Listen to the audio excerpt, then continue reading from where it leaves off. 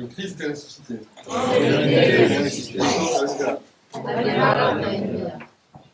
Alors, déjà, dimanche dernier, nous fixions la chronologie des événements qui ont suivi le jour de la résurrection du Christ, qui nous était relaté. Et nous revenions au premier jour de cette résurrection, au matin de la résurrection. Et aujourd'hui, bien, nous n'entendons plus vraiment parler de la résurrection. Nous avons quitté complètement la chronologie et les évangiles qui parlent de cette résurrection. Et nous voilà face à une scène. Alors, de guérison, nous connaissons bien les guérisons du Christ. Souvent, il a affaire à des paralytiques. Nous sommes familiers avec ce que signifie la paralysie. C'est une chose réelle, c'est l'évangile réel, mais en même temps, nous savons que le corps, l'âme, enfin, ce qui nous compose est un tout unique, et que bien, la santé, c'est pareil. L'un affecte l'autre, l'un peut guérir l'autre, etc. Donc, eh bien, nous savons que nous sommes amenés à nous identifier à ce paralytique. Le chant de la postiche le dit d'une manière très belle et très claire aussi, très très claire. Nous sommes ce paralytique dont finalement notre existence spirituelle est identique à la sienne physique, c'est-à-dire que nous ne pouvons rien faire, nous ne pouvons pas debout, nous ne pouvons pas nous tenir devant Dieu dignement, comme un homme, comme le dit saint Irénée. C'est ça la santé, se tenir devant Dieu pour sa propre gloire, pour la gloire de Dieu. Donc nous sommes dans cette incapacité, tout comme ce paralytique. C'est de cela qu'il s'agit.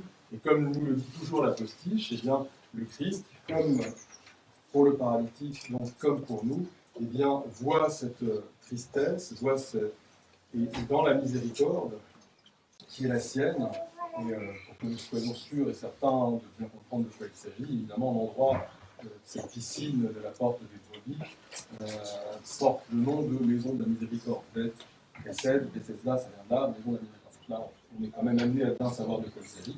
Le Christ vient et accomplit ce qui est tout à fait unique, c'est-à-dire qu'il y a cette relation personnelle du Christ avec ce paralytique, du Christ avec nous-mêmes, et il apporte lui-même la guérison. Alors, nous avons déjà entendu les pères nous expliquer quels sont tous ces indices qui apparaissent au cours de ce récit authentique, mais néanmoins porteur de tout un tas d'emblèmes pour nous faire comprendre de quoi il retourne. Déjà, il y a de l'eau qui, inerte, parce que c'est un bassin, devient soudainement vive, elle bouillonne, donc elle est pleine d'air pour respirer, mais elle est en même temps mue par de la chaleur pour qu'il y ait ce bouillonnement. Nous savons que, dans un premier temps, nous pensons bien sûr au baptême, mais aussi, nous savons que l'eau, nous savons que le feu, c'est notre Saint-Père Grégoire Palamas qui nous le dit, sont les signes, les manifestations, un peu les vecteurs de l'action, de l'œuvre de l'Esprit Saint. Et c'est pour ça que l'évangile d'aujourd'hui, il se situe à un moment central, un moment de bascule entre la joie, la célébration et le mystère de la résurrection, l'œuvre du Christ, Fils de Dieu, qui est la nature humaine à la sienne, qui la ressuscite, que nous avons fêté. Là, nous arrivons à mi-chemin, pratiquement, mercredi, avec la Pentecôte, qui est un autre temps, qui est celui manifesté par l'action de l'Esprit, donc l'eau, et nous allons voir la Samaritaine, avec la cette emblématique eau qui est vecteur de l'Esprit Saint, bien qui est le temps de l'action de l'Esprit Saint. Donc aujourd'hui, nous nous trouvons à nouveau face à quelque chose de nature théophanique, c'est-à-dire Dieu se manifeste, se révèle comme étant le Père agissant par ses deux bras, le Fils et l'Esprit Saint, comme Irénée nous le dit, chacun nous apportant sa vie d'une manière qui est particulière. Cette action-là, qui a lieu aujourd'hui, cette guérison, elle est entre les deux, et elle nous propose de nous identifier au paralytique et de contempler aussi la réalité qui permet cette guérison, d'une part, mais aussi ce redressement de la nature humaine déchue qui est le baptême. Parce que finalement, pour s'en sortir, alors, donc avant que ce paralytique connaisse l'existence même du Christ, pour s'en sortir, il fallait aller dans l'eau.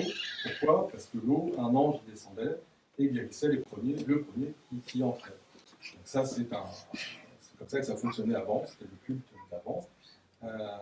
Et depuis que le Christ arrive, c'est pas comment ça se passe, puisque finalement, il n'a même plus besoin d'immerger cet homme dans l'eau pour lui apporter la guérison. La simple parole du Christ suffit à le guérir. Donc nous voyons que nous allons assez loin là-dedans. Donc, le baptême qui nous est donné en exemple de restauration, c'est comme cela que nous nous revêtons de la résurrection, et il est là le lien.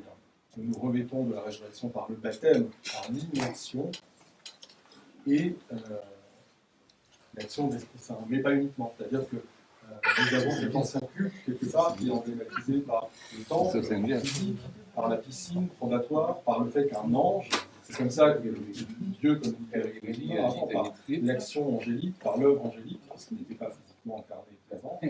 Donc un peu, on pourrait dire l'ancien culte. Et le nouveau culte qui nous est proposé, qui va nous être proposé par qui sera révélé très clairement la semaine prochaine à la Saint-Martin, en esprit et en vérité, qui est lié à l'eau, cette eau qui est, le Christ l'annonce juste avant d'arriver à la piscine de la porte de Brebis, c'est-à-dire il appelle tous et toutes à boire aux sources d'eau vive qui jailliront de son cœur.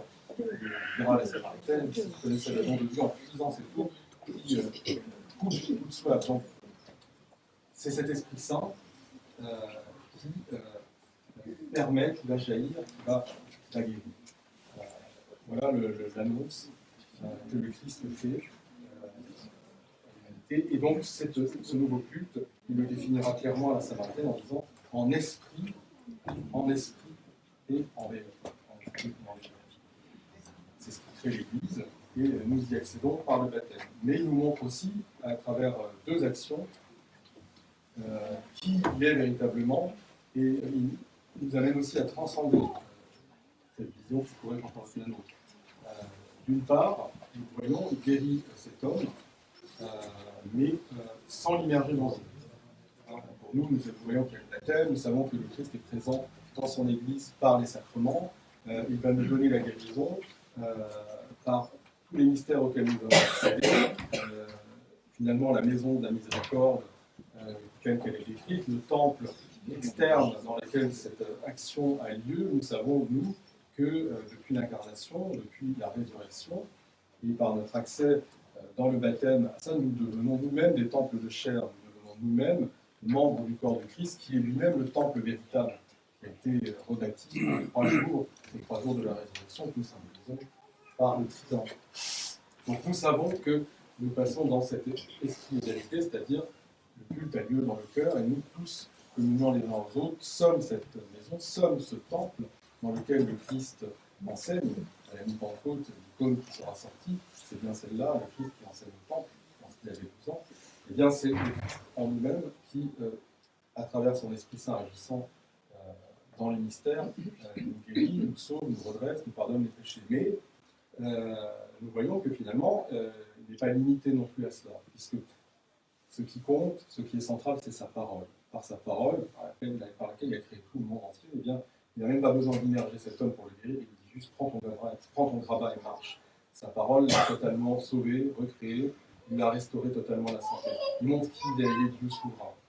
Il n'a même pas besoin, il est au-dessus, au-delà de ce qui est établi. Et il est également, et ça la deuxième action qu'il nous montre, au-delà de la loi, puisque ce qui crée scandale, c'est que cet homme est guéri, il porte son grabat pendant le sabbat, c'est interdit. Il ne peut rien faire pendant le sabbat, on ne peut pas porter des choses. Le 7e jour qui manifeste le repos de Dieu, et donc l'homme est censé se reposer aussi pour rendre gloire à Dieu. Donc là, les présents sont scandalisés par cet homme guéri qui a son grabat sur le dos, ce qui n'est pas permis. Et ils font des remontrances. Et pourquoi? Et c'est souvent, on voit souvent dans les évangiles, notamment de guérison, le Christ fait souvent ça tombe quand même souvent un jour de sabbat. On peut se dire quand même, il cherche, il provoque, qu'est-ce qui se passe, pourquoi il montre ça? Et parce qu'il donne un enseignement. Il dit par là, mais Dieu c'est moi, je suis Dieu, je suis souverainement libre. Le 7e jour, le jour de mon repos, je fais ce que je veux parce que je continue à agir comme mon Père continue à agir, comme Dieu le Père continue à agir. Mais plus que ça pour nous, c'est autre chose encore. C'est particulièrement manifesté ce jour précis de la guérison du paralytique. C'est pour ça qu'on a cet évangile situé vraiment à mi-côte entre notre initiation à l'action du Christ ressuscité et celle de l'Esprit. Comment dire les choses clairement?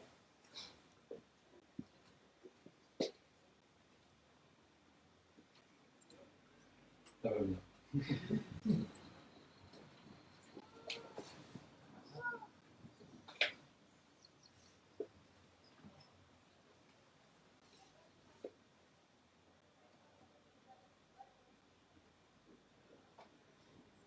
Bon, je ne trouve pas mes mots, l'esprit va probablement me les amener au fur et à mesure. Mais disons que voilà, je suis au-delà de la loi. Le 7e jour, qui était le jour du repos, aujourd'hui, n'a plus lieu d'être tel qu'il est. Pourquoi? Parce que je crée quelque chose de nouveau. Je suis ressuscité. Le Christ est ressuscité. C'est ce que nous avons vu la semaine dernière. Et ce jour que nous fêtons maintenant, il va, je dirais, éclater, il va supprimer le calendrier tel que nous pouvons dire, c'est-à-dire une sorte de séparation en une unité de temps qui était établie en rapport avec les jours de la Genèse, de la création du monde, dont le 7e était le dernier. Et bien parce que le Christ est ressuscité, ce dernier jour, eh bien, il change de nature. Il y a un jour qui va se rajouter, qui est celui de la résurrection, qui est une sorte de permanence de la résurrection. Le repos n'est plus. Le Christ continue d'agir et ressuscite l'homme et ressuscite la création. C'est ce que nous fêtons le dimanche, qui est donc ce 8e jour, qui est le jour de la résurrection, qui est un jour qui, voilà, une sorte de jour continu. Et c'est ce que montre le Christ. Le sabbat, oui, mais moi, mon Père continue à agir, et moi, ressuscité, j'agis. Donc, nous sommes placés, c'est pour ça qu'il y a ces guérisons, c'est pour cela qu'il y a ces éléments de débat entre les ministres de l'ancien culte et le Christ lors de ces guérisons des jours de sabbat, c'est que ces règles-là, elles sont transcendées. D'abord, elles sont transcendées parce que Dieu est souverainement libre d'agir tout le temps. Elles sont transcendées par la miséricorde. On ne peut laisser un homme, une femme, quelqu'un en souffrance, quel que soit le jour, parce que Dieu est amour, Dieu est vie, Dieu est guérison. Et elles sont transcendées parce que l'histoire a cessé d'être telle qu'elle est normalement. L'histoire maintenant, c'est le Christ est ressuscité. Il nous envoie l'Esprit Saint pour nous vérifier. Et il attend juste que nous répondions oui pour que l'histoire cesse. Voilà. Donc, ce sont les éléments qui nous sont donnés à connaître. Et nous savons maintenant que nous allons rentrer dans ce temps où c'est l'Esprit Saint qui va nous communiquer eh bien, le Christ agissant, qui va nous rendre membres de ce corps de Christ qui est l'Église, et nous entrons dans cette nouvelle réalité. À notre Dieu soit honneur et gloire pour les siècles des siècles.